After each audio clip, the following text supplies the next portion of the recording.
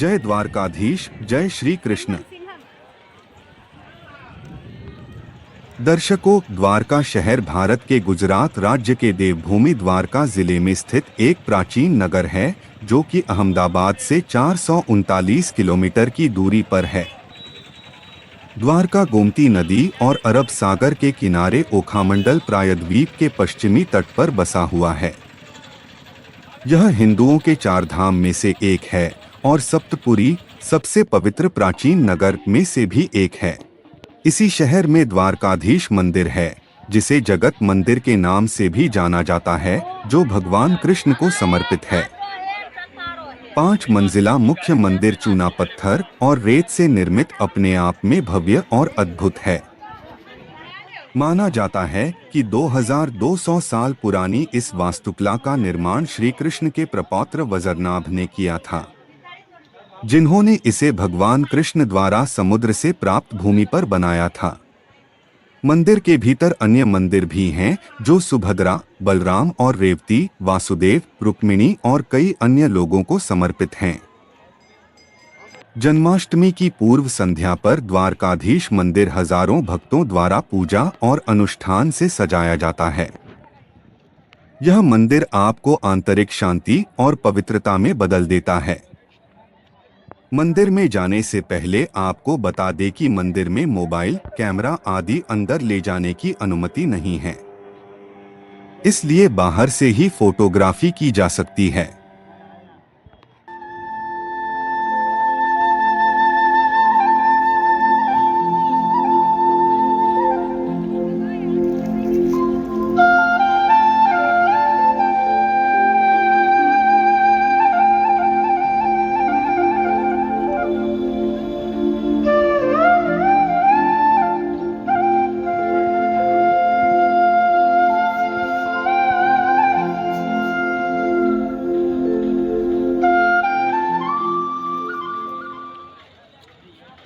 सुदामा सेतु पुल एक आश्चर्यजनक झूला पुल है, जो पैदल चलने वालों के लिए गोमती नदी पार करने के लिए बनाया गया है।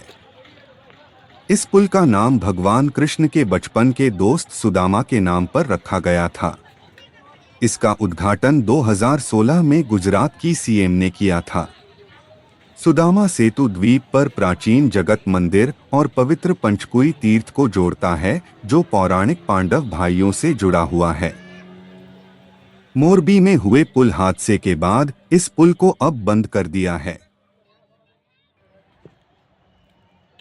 यह स्थान गोमती नदी के पार स्थित एक द्वीप है। यहाँ गरुड़गामी श्री लक्ष्मी नारायण जी का एक मंदिर है, जिसमें लक्ष्मी नारायण गरुड़ स्वयंभू मूर्ति है। मंदिर में एक पेड़ के नीचे दुर्वासा ऋषि की एक मूर्ति स्थापित है। मंदिर की एक संरचना में रामेश्वरम के पास राम सेतु का एक तैरता हुआ पत्थर भी प्रदर्शित किया गया है।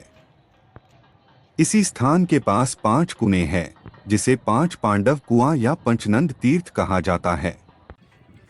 ऐसा माना जाता है कि जुए में सब कुछ हारने के बाद पांडव इसी स्थान पर तपस्या करने आए थे। पांडवों ने तपस्या की और अपनी अलौकिक शक्तियों के माध्यम से 5 कुओं की उत्पत्ति की, जिन्हें कुंड भी कहा जाता है। समुद्र के खारे पानी से घिरे होने के बावजूद इन कुओं में मीठा पानी होता है और 5 कुआं के पानी का स्वाद अलग अलग है। इसी स्थान पर माता अम्बे जी का एक छोटा सा मंदिर भी है।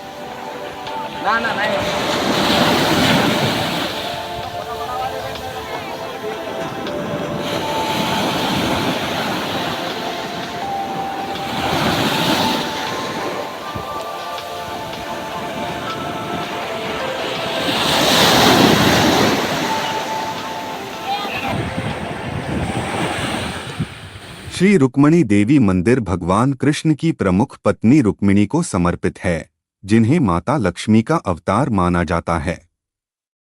नागेश्वर ज्योतिर्लिंग तथा बेट द्वारका जाते समय देवी रुक्मिणी का यह मंदिर द्वारका से निकलते ही रास्ते में ही पड़ता है। मंदिर द्वारका से बाहरी ओर लगभग 2 किलोमीटर की दूरी पर स्थित है। मंदिर के गर्भगृह में माता रुक्मिणी का चतुर्भुजी सुंदर विग्रह है। माता इस विग्रह रूप में शंख, चक्र, गदा एवं पद्म धारण किए हुए हैं। द्वारका के अधिकतर मंदिरों की ही तरह माता रुक्मिणी का यह मंदिर भी बलुआ पत्थर से निर्मित है। रुक्मिणी देवी मंदिर में पीने के पानी का दान सबसे बड़ा महत्वपूर्ण दान माना जाता है। मान्यता ये है कि इसी स्थान पर क्रोध में दुर्वासा ऋषि ने भगवान कृष्ण और देवी रुक्मिणी को 2 श्राप दिए। पहला श्राप था कि भगवान और देवी रुक्मिणी का 12 साल का वियोग होगा, और दूसरा श्राप दिया कि द्वारका की भूमि का पानी खारा हो जाएगा। इसी वजह से देवी रुक्मिणी के भगवान द्वारकाधीश की पटरानी होने के बावजूद भी उनके निवास के लिए अलग से मंदिर बनवाया गया। नागेश्वर मंदिर भारत के 12 ज्योतिर्लिंगों में से एक है। यह द्वारका और बेट द्वारका द्वीप के बीच मार्ग पर स्थित है। इसे कभी कभी नागनाथ मंदिर के नाम से भी जाना जाता है। यहाँ के मुख्य देवता भगवान शिव हैं, जिन्हें नागेश्वर महादेव के नाम से भी जाना जाता है। शिव पुराण के अनुसार जो लोग नागेश्वर ज्योतिर्लिंग पर प्रार्थना करते हैं, वे सभी जहर, सांप के काटने और सांसारिक आकर्षण से मुक्त हो जाते हैं। नागेश्वर मंदिर का एक प्रमुख आकर्षण भगवान शिव की 80 फीट ऊंची विशाल प्रतिमा है। यह मंदिर अपने आप में विशिष्ट हिंदू वास्तुकला की विशेषता है।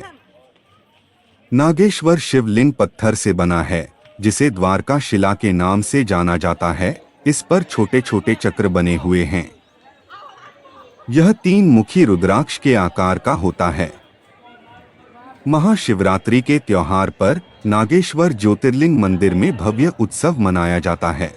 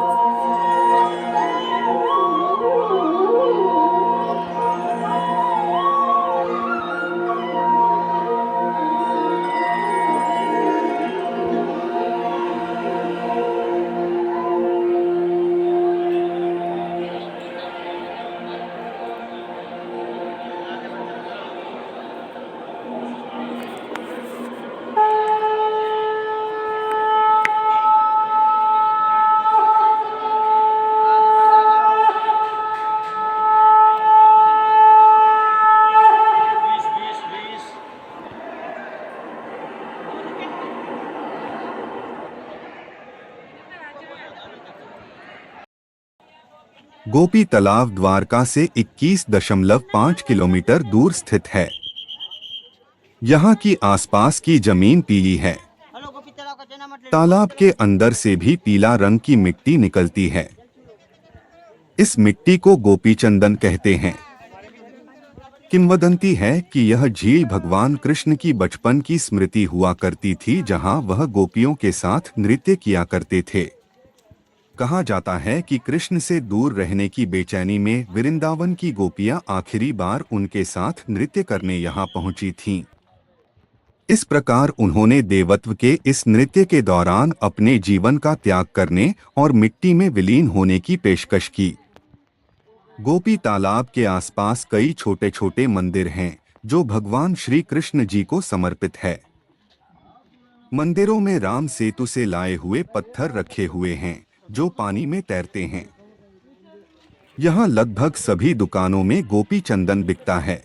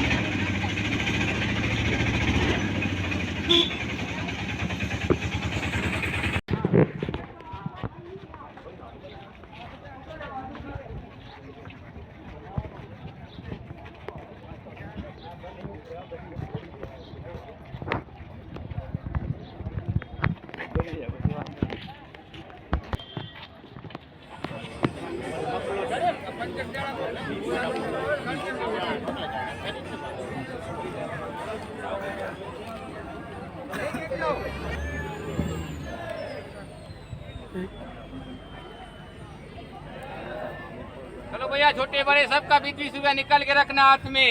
चलो भाई भाड़ा देना इधर से।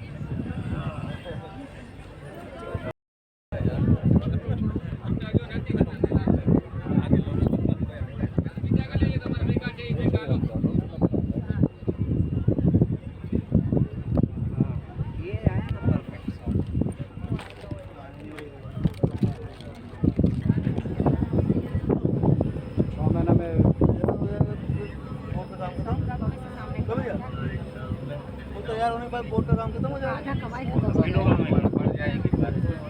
बिनो गाँव में किसमें बैठने वाले फिर आएगा डाउन हो जाएगा। नहीं लगा जैसे ही मतलब 2 मिनट 4 मिनट स्टार्ट कर दिया ना।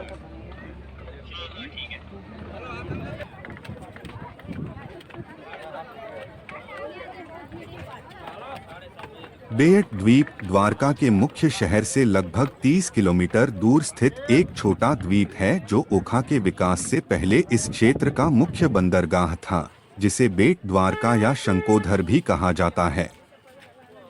यहाँ भगवान श्री कृष्ण जी और सुदामा जी का मंदिर है।